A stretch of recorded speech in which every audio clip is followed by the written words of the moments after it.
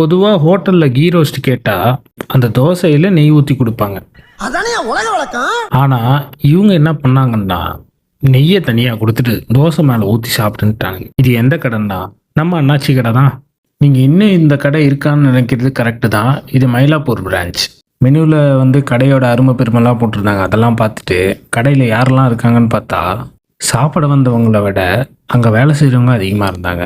அதுதான் கொஞ்சம் வருத்தமாக இருந்தது. ஏன்னா ஒரு காலத்தில் இந்த கடை எவ்வளோ கூட்டமாக இருக்கும், இங்கே போய் நின்று சாப்பிட்ற அளவுக்குலாம் இருந்தது. பட் ஏன் இது மாதிரி ஆச்சு அப்படின்னா, நான் இன்னைக்கு ஒரு நாள் சாப்பிட்டதுலேயே புரிஞ்சிருச்சு. ஒன்றும் இல்லை, சாம்பார் இட்லி கேட்டேன், 14 இட்லி இருந்தது, நல்லா இருந்தது, ஓகே. இன்னொன்று என்னன்னா, அடுத்து கீ ரோஸ்ட் கேட்டேன். அந்த கீ ரோஸ்ட்டை பற்றி தான் முதல்ல உங்ககிட்ட சொல்லிட்டேனே.